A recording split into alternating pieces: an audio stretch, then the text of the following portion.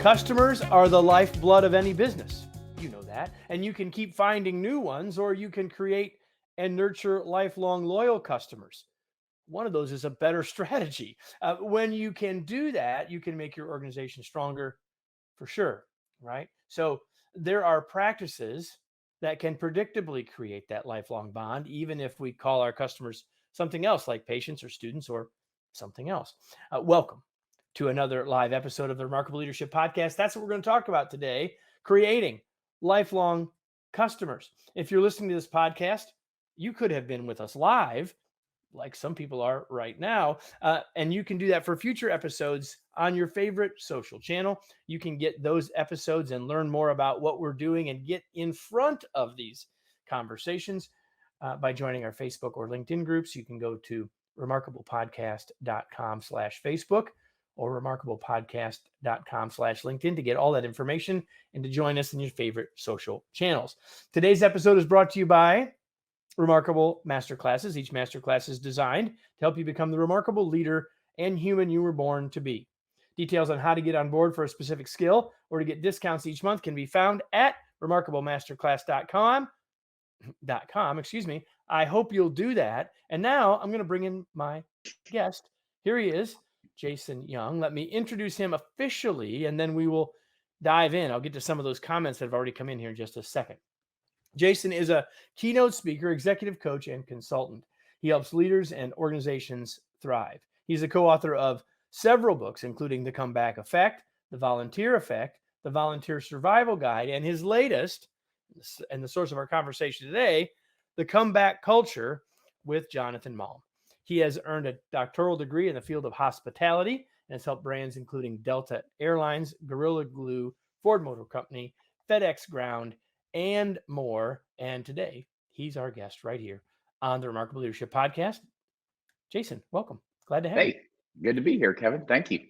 And we got people from all over joining us here. We've I got love it. Southern Idaho and Michigan and India and Texas. Hi, Jody. I'm going to put Jody's up there because I know Miss Jody. And let's see, we've got Seattle and we've got Des Moines and we've got Canada. That's a big place.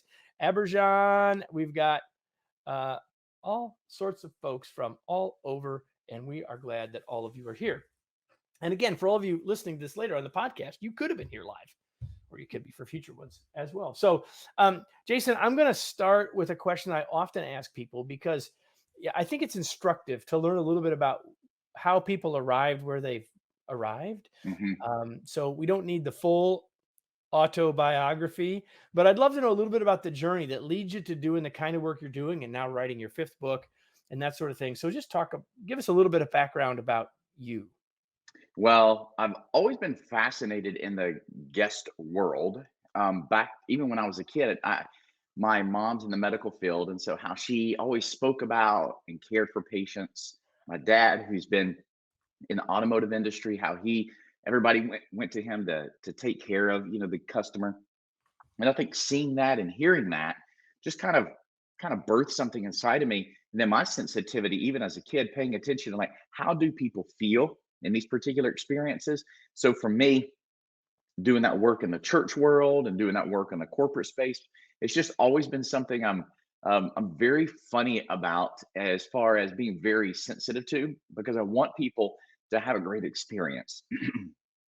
So you used a word that I didn't use in the open. In the open, I said customers. I mean, we could have clients, we could have patients, we could have students, we have all sorts of things. You have a word that you prefer other than customer. And I'm going to tell you before you do that you notice that in the here in the lower third that I've capitalized customer, which I almost always do. I've always done. And let me tell you, Word doesn't like it and book editors don't like it. But it's always been my way to remind me of who's really paying the bills is to, it's a proper noun. But you prefer a word other than customer in terms of your normal work. What is that word and why? So I guess at first I should say this. If you see me drinking tea, I got a little thing in my throat. My kids have gladly given me whatever they had. Well, they've learned to share. Yes, they have. So let me first say this: nothing wrong with the word customer. So if your business uses it, cool, keep using it. Don't feel like you got to overhaul anything. This is maybe more personal. Whenever I think of the word guest, which is the word I tend to default to, there is this idea that feels more personal, more of an emotional connection, but it also connects to a word that I spend a lot of time in, and that's the word hospitality. When you think about the word hospitality, right, it seems to be this antiquated word that's actually been made into an industry, but it was something before an industry ever was created. And so hospitality and guest, these two words go together. So when I think about the word guest, I think about as a hospitable person, I am hosting the guest. They are a guest in my space, and I care for them intentionally. I show generous care to them. Whereas when I think of a customer, it feels, again, this is not in a I don't like it. It's just it feels more transactional potentially than using the word guest. And so one of the things I've discovered over the course of work is this: the language you use informs your people how to behave. And so if I use certain words, my behavior demonstrates that word. And so for me personally, it's Jason, guest is a better word because it connects to hospitality, and my actions look a little bit differently. And I love that line about our, our our language means so much. I'm sort of this. So first of all, as it relates to guest, I kind of feel the same way about customer versus client. Not a big fan of the word client. That feels like a company, right, as opposed to a person. So our reasons, I think, are very much the same. I love that, and I have a whole bunch. We don't have time to go into it. I have a whole bunch of thoughts about that as to terms of the words we use for the people on our team. They are Yes. teammates. They're not employees. We don't have new hires, and we could go on and on and on Yes. about all Yes. that. So, and Michael says guest and hospitality is a good pairing. So Yes. uh, I love that. I think it's all in, and it really heads us down and giving people a sense of, I think, Jason, who you are. And of course, I don't know you except for about 8 minutes before we went live, and the fact that I've read the book. And so I'm a little bit ahead of everybody else in that regard. And so when we get into some of the principles of the book, I think you'll hear some more about Jason's thought about that. The subtitle of this book, The Comeback Culture, is 10 business practices that create lifelong customers. We'll get to some of those practices in a bit, but there's another thing that we have in common, and that lots of people like to think about demographics. You like to think about psychographics, which I do as well. And I find that not everyone even knows what that is. So Mm. what is it? And why is it important from your perspective? So obviously, demographics are important. These would be your basic, like, you know, male, female, ethnicity, race, like things about people, which are great. Again, not knocking those. However, what I would love for people listening today, watching, is to consider: is there one more step that actually gets you in a better position to understand the guest? And I think the answer is yes. And I think that answer is that psychographic space. And really, what you're trying to do is you're trying to understand: how does that guest think? How do they feel? What do they like? So, for example, if you were to Google this, you would find things like, what are some things magazines they read? How do they think? Places they like to shop. You're digging into kind of that deeper level in order to understand, because when you build an experience for them and you do so because you understand them, it feels more personal. Yeah, it does. And so back to this idea of personal. So if I'm going to have, as a guest, as a customer, if I'm going to have a long-term relationship with you and your business, Jason, I need to feel like you know who I really am and that you understand what my needs are. Esther says, make your guests feel comfortable, anticipate their needs. And Yeah. psychographics can start to help us understand those needs a little bit more. I want to just make an observation, everybody, and that is that while we're talking today about the paying customer, the paying guest, right, that keeps us all in business, as leaders, we have other internal customers, including our teams. So when you think about psychographics, I mean, that's that next layer of who am I trying to hire? Because we're not simply saying, well, I need to hire a woman now, or I need to hire someone of an ethnicity, or I want someone who's in their 20s or whatever. But really, what are the things about them and how they think that will help give us greater diversity, or that will help fill a specific need that we might have or whatever. So I think that that's a really good point. You want to add? It looks like you want to add something to Yeah. that. Well, and when you think about this from the guest perspective, I guess a disclaimer, the goal of this is not to manipulate the guest because you secretly know them. It is indeed, just to reiterate, to build a better, more thorough, more customized, more personal, more intentional experience for them. Because again, the subtitle, lifelong customer, you're not going to do it by like getting them and manipulate, kind of working them a little bit, but it is you're trying to build a relationship with them. And out of that comes trust. And it starts with, do you know me? Are you interested in knowing me? And then building something for them. Know what my issues are, what my challenges are, why I'm even coming in the first place. And hint, everybody, price is not the answer. Just saying. You want to comment on that? Yeah, it's funny, especially in an economy, we hear a lot about money. Is money a consideration? Okay, yeah, naturally, right? However, people will pay 25+% more because they feel, not think, they feel that that experience is more for them. They have a better feel for you. I mean, I think about certain places that I shop. I could go get a cheaper thing over there.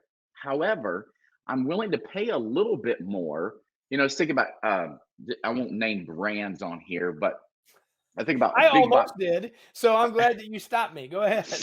Well, if I go grocery shopping at a big box store, I am going to get, you know, a low price. Okay. If I go over to this particular grocery store, I pay more, but the experience is so much better. And a lot of times people make decisions not about price, they make it about how you make them feel. Yeah, and Esther says they make you feel valued, right? When That's we feel right. valued, we're more likely to go back. That's Um, right. and that doesn't mean. And here's the thing. Um, we're the word trust is the key here, right? Because we're looking at creating something for the long term. Jody says there are needs a person cannot articulate. You must really know your customers, be able to find solutions to their unmet and unarticulated true needs, and that's only going to happen as you really truly get to know them. And the psychographic thing is getting to know them to attract them to begin with, perhaps. Yeah. Yeah. To build a tribe of people that are more likely to be connected to you. But after that, it's really back to personal, which everyone here that's with us is sort of keying in on. Yeah. So let's get at that. You talk about the 10 principles or practices, excuse me, and I want to talk about some of those practices. And I'm going to go to one further down the list of your 10 because it gets at what we're just talking about, and it's one about knowing the guests. Yeah. And so what I'd like you to do is talk to us about, okay, if we're leaders, how can we as leaders, especially in a remote world, Yeah. really get to know the guest so we can Yeah. start to do all the stuff everyone in the comments are telling us? Well, I mean, I think there's some basic ways you could do it, right?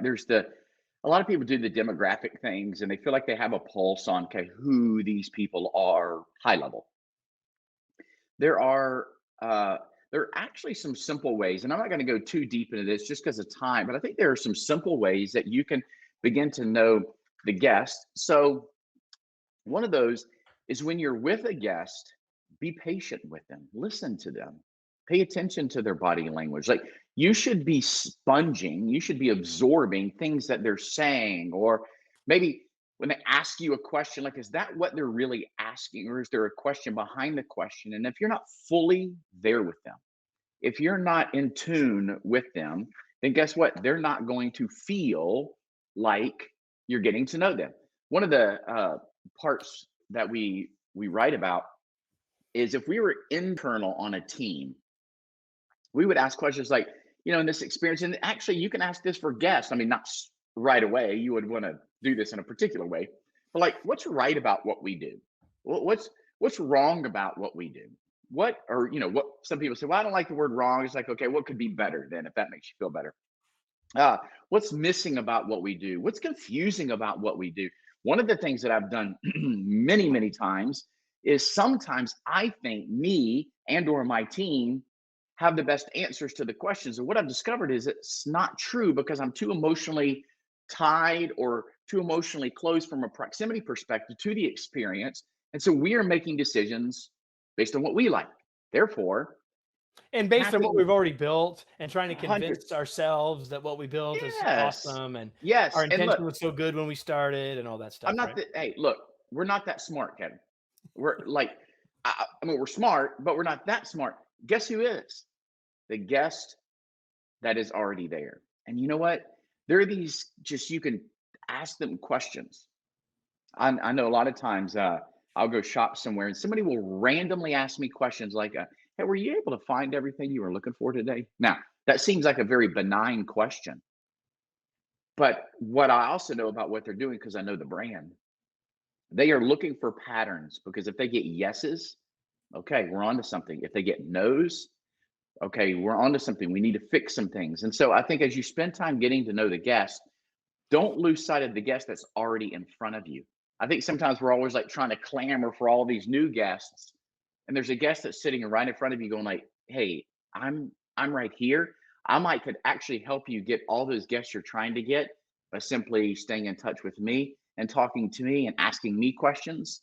And so I don't know if that makes any sense. I mean, we could spend forever. That's why there's a whole chapter on it. And there's, of course, you could do surveys and things of that nature. But I have found, in fact, let me give you a quick example.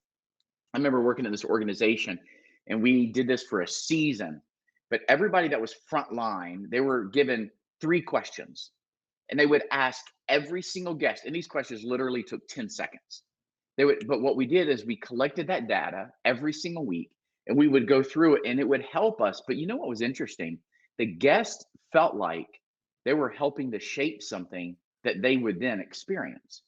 And so it was a win for them because we're getting to know them. It's a win for us because we're building something for them and we're not having to sit in a room going, well, what do you think, Jason? Well, I think this. And what do you think?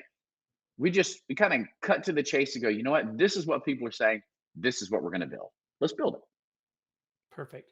In the first half or so of this conversation, Jason, there have been two themes to me. One is the word guest and thinking about getting to know our guest. And the Mhm. other one is it's been woven throughout everything that you've said and everything that's come in the comments as well. And that is feelings. And in fact, Mm. the first of your principles is about that, where you say we need to focus on feelings as much as on function. Yeah. What do you mean by that? So, when you train a new team member, you want them and they want to do great at their job, whatever they're expected to do, asked to do, they want to be great. I think about my 17-year-old daughter. She has been babysitting and dog sitting for years, but she got her first W-2 job recently. And she, even at 17, is like, I want to make sure I do everything that they want me to do. Right. Absolutely. And we tend to train that direction. However, what we don't tend to train is to pay attention and be aware of the people and the emotions, the feelings that are actually in our stores or on our phone calls or in virtual meetings to pay attention to. So you can do a function and a task impeccably, but you can also do it devoid of any feeling whatsoever. And guess what?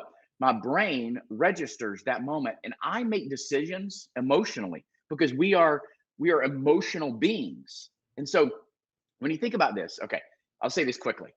When you think about in the nervous system, you have a stimulus that comes into the brain, and there's 2 parts of the brain, and this is the perfect moment to talk about this.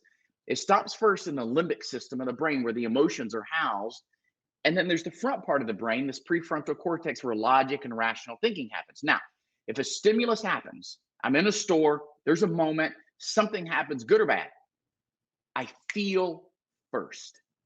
I may or may not ever think, but I feel, and it may stop there. And when we think about creating these experiences, we have to consider the emotion because people are emotional, just like you and me. In fact, we average about 25 emotions every 60 minutes, every hour. When you think about that, that's a lot. When you build an experience for a customer or guest, you have to make sure and think emotions are a major part because we make decisions many, many times, at least in the moment, based on emotion. That's how the brain is built. So do your function, be awesome at it. You want to train well. Never forget that if people and when people make decisions based on emotions and how you make them feel, if you don't train your team members to take that into consideration and how to do that, you're missing something really massive, and you'll miss that lifelong customer. Yeah, another one of the principles I don't think we have time to dive into, but you talk about values, not policies, which we're bleeding right into that thing. Yeah, Like yeah, people, we need to train people on the policies, and yet we don't want to rely on them or lean on them or yeah, use them as excuses, right? yeah. So, um, the book we are talking with Jason Young about the book that he co-authored called "The Comeback Culture." And that last word in that title, I think, is Mm. really important. That's culture. And you say, Jason, that culture we should focus on culture and not a job title. So I want you to talk about that a little bit. And then I want to dive into culture a little bit more about all of this, because really everything we've been talking about is about culture. It So is. what are you saying when you say think about culture, not job title? Well, it's easy. It is easy to give somebody a title. It's easy to give them a job description. It's easy to train them to do a job. The, you say, well, Jason, you don't work in my organization. It's not easy here. So maybe I'd say it this way. It's It's easier than other easier. stuff. That's right. It's easier. I'll tell you what's hard is intentionally building a culture that produces what you really want, because it's slower. It requires an enormous amount of intentionality, and intentionality is rarely convenient. Okay. It takes a lot of like tweaking and moving the dials. It takes bringing in people and letting them contribute, because guess what? You're not in control. And for some leaders, that weirds and freaks them out. And so that involves other people. You're building something together, right? You want a shared belief system. You want this shared camaraderie. You want this shared like purpose and vision, right? We're not there to accomplish Jason's the leader agenda. We're going to build something together. And when we build it over time, we're building a culture, because here's what the culture says to everybody. This is how we behave here. This is what is acceptable here. This is not acceptable here. And people begin to make these decisions through the culture, through the filter of your organizational filter, versus always having to come to you as a leader to say, is this right or wrong? Do we do this or not? And the culture really kind of, they self-select based on what they say. In fact, let me give you a classic example. I won't name the organization, but there is an organization prominent. Um, it's based here in the States. They have a part of their culture, absolutely no gossip permitted. It's in their culture. The first time you're caught gossiping, you're fired. So some of you listening are like, wow, we would lose a lot of employees. The point is this: culturally, people know that in what we do, the vibe here in our organization, we just don't behave that way. Right? So that's an internal example. An external example is you take there's a particular hotel brand. If I step outside of my hotel and I run into somebody from housekeeping, and because I don't know what else to do, and I say my toilet is broken, the value that they place on that moment is the person you tell now owns, doesn't mean they fix the problem, but they own the problem and they own the relationship with you. They get it fixed, they follow up with you. And so value for them, a culture for them, is the first person who's told owns it, because that's how we don't want to pass off the guest to other people.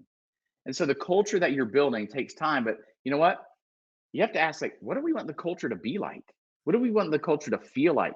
When people describe the culture here, what do we want them to say? And then go build it. But it takes time, a lot of work, intentionality, and more than just the leader doing it. Well, and Jason, you made a really important point that I want to sort of underscore for everybody, and that is that we're going to always have a culture, but we can always be creating the one we want, adjusting Yes, the one. Like you're going to have one always, automatically. yes, Put yes, people in a group, virtual or otherwise. You're going to have a culture. The question yep. is, what's the one that we want? And those are the questions that I think are worth asking. I might say a little bit more about that, or ask a little bit more about it in a second. But Esther asked a great question. She says, "How do you gauge emotions?" With guests, I'm presuming, when Yeah. increasingly transactions are done via email and phone versus phone and face to face. Yeah. So Esther, hard question to answer because email can feel um, devoid of emotion, but not always, you know. And so I think some of the times I did this video recently. I was working actually, it was with FedEx Ground, and I was uh, their first year leader. So I was doing some leadership development work with their first year leaders, and I shared this thought with them. I think it's like 7 words, right? It's slow down long enough to pay attention. How many ever words that is? I think sometimes what we don't do. How many is that? 7. You 7. got it. Yes, great. I'm not a mathematician, but I think if we slow down long enough, and when we read people's emails, there are certain. In fact, there's a good book called Digital Body Language, and it really helps think about what does our digital body language, punctuation, timing, word choice, structure. This could be texting and email, and that may be a great read. But when we look at those things, we can sometimes extrapolate emotions that may be there, or there are some that we can assume might exist. For example, if somebody were to write an email, okay, here's one. I just did it this morning. Sending an email to a company. I've called the company. They said this particular individual would call me back. That was a week and a half ago. Person never called me back. Last week, I emailed the company, okay, and the company never followed up. So I followed up today. I was very nice. However, if I'm on the receiving end of the email, Jason wasn't rude, but if you pause long enough, okay, so Jason's called, nobody called him back. Jason's emailed, nobody emailed him back. So now this is a third time. Empathetically, that's got to be frustrating. That's got to be a waste of his time. That's not fair to do to somebody else. Now, did Jason say any of that? Was he rude in the email? Nope. However, there are You don't some even have to slow down very much to figure that one out. But if you don't slow down at all, you're still going to miss it, right? 100%. So I think that's kind of one of those gimmies, like paying attention and empathetically, or somebody comes into a store and they're like, I have a birthday tomorrow and I cannot find such and such. Now, a lot of times we would say, well, if you wouldn't wait till the last minute, you wouldn't have this problem, you know? And while that may be Might true, be true. it might And be true. Guess what? That's not my responsibility. Guess what I can do? I could fully be here with you and say, oh man, you must feel a lot of pressure to get that gift today. Let me see how we can help you. Right. So I'm empathetically acknowledging how that person feels first. Then, secondly, we're gonna arrive at a solution. So part of it is I hate to say this, there is an obvious element in virtual phone and when people write, we've just got to slow down long enough to really pay attention, pick up on it, listen to the tone, right? Listen to their word choice, yeah. you know. So I know that's a very, very brief answer. We could go on forever about it, but that would just be top of mind. Well, and I think it's a really important starting point, right? So there's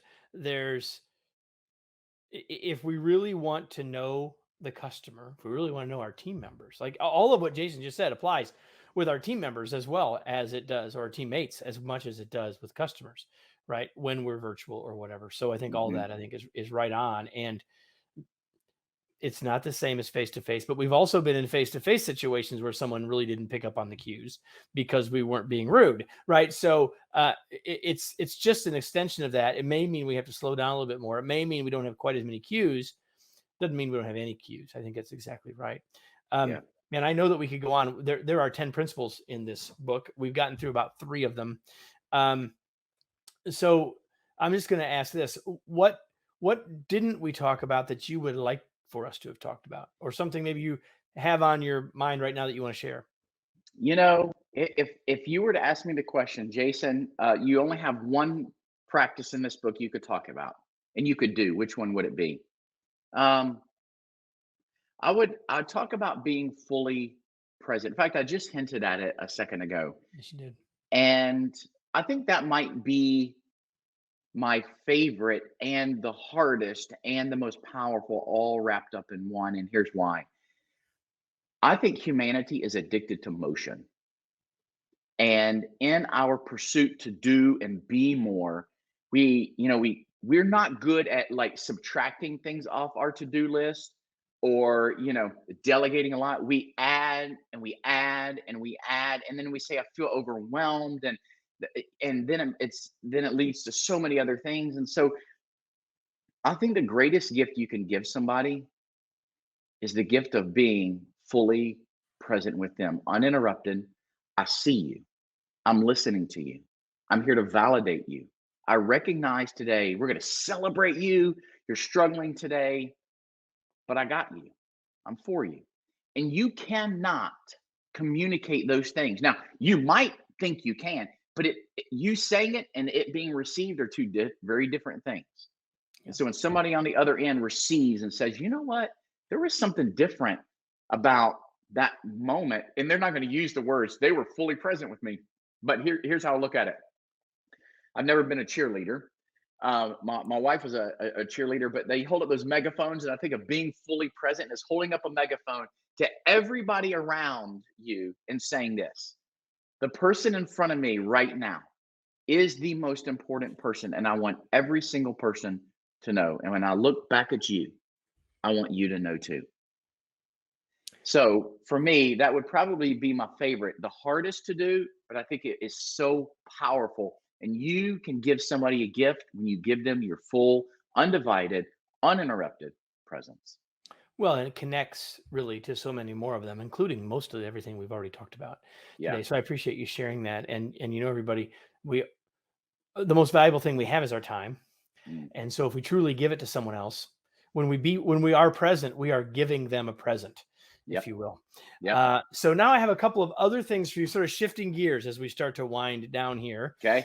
There's some other questions that have come in, Jason, and I'm going to encourage you maybe to go on to LinkedIn and see if you can answer them for people later, because I don't think we quite Yeah. have time to Yeah. get to them all. And we had Okay. that was sort of a great way for us to close. And so I'm acknowledging those questions, and yet we're going to move on. So here's the first one. What do you do for fun, Jason? This, for many of you, you're going to think this is not fun, but I love golf. Nobody in my family will watch golf with me because it's boring to them. I actually enjoy working in the yard, and I would say I love to read and hike. Those would be some of my fun, kind of replenishing my soul things. Reading. We're going to get to reading in a second. There's a great comment that just came in, and I'm going to summarize it from Jody that said, "What we're talking about is being human, Mm. right?" And she sort of ends by saying, "Man, we are, as leaders, we must take note." To which I completely agree. So, since you mentioned reading, sir, what are you reading these days? Okay, do not judge me. So years ago, I finished doctoral work in hospitality, right? So some of you are going to like, this guy's is a nut, but I'm finishing up a new PhD work in hospitality leadership. It's a you have traditional leadership, servant leadership. I think there's a third option, and I think it's hospitality leadership. So with that said, I don't have a lot of time to read outside of that world, but I'm actually reading something. There's a book called Tricks of the Trade, and it's very interesting because it's how do you think about your research while you are doing it. And so that's probably a boring book. There's another book I'm reading on research design, that's just helpful. Like, how do you research? And then there's another book called Deep Kindness, and it's just it's a type of kindness, and so it's pretty fascinating to think about. And then I actually just wrapped up the digital body language. I mentioned that one. Yep. So some are research related, some are unrelated to that. But for me, that's what it looks like today. We will have all of those in the in the in the show notes and on remarkablepodcast.com, including a link to the comeback culture. But where else do you want to point us? How can they learn more about you, get connected with you, Jason, all of that kind of thing? Yeah. So if you want to stop by catchfiredaily.com, the book is there, my other books are there, but maybe the most interesting or the most helpful resource, if you click on in the menu resources, I do something called flash paper. And if you know anything that kind of fire flash paper, you can Google it if you don't know what it is. But I send out just this I aggregate articles, podcasts, videos around leadership and hospitality. And there's free coaching videos in there that I do. There's free resources at the bottom. But I send that just kind of randomly whenever I feel like I've got a good solid one. You could sign up to receive those. I don't sell your email address. I don't spam you, but you could check that out. It's called Flash Paper. Flash paper, you can find that along with the books and everything Yep. else. Yep. All things Jason at Yeah. catchfiredaily.com. So I have a question for everyone else. So Jason, we're almost done, but now it's time for me to ask a question of everybody else. And if people have been here before, they know the question. Here it is. Now what? What are you going to do, everybody?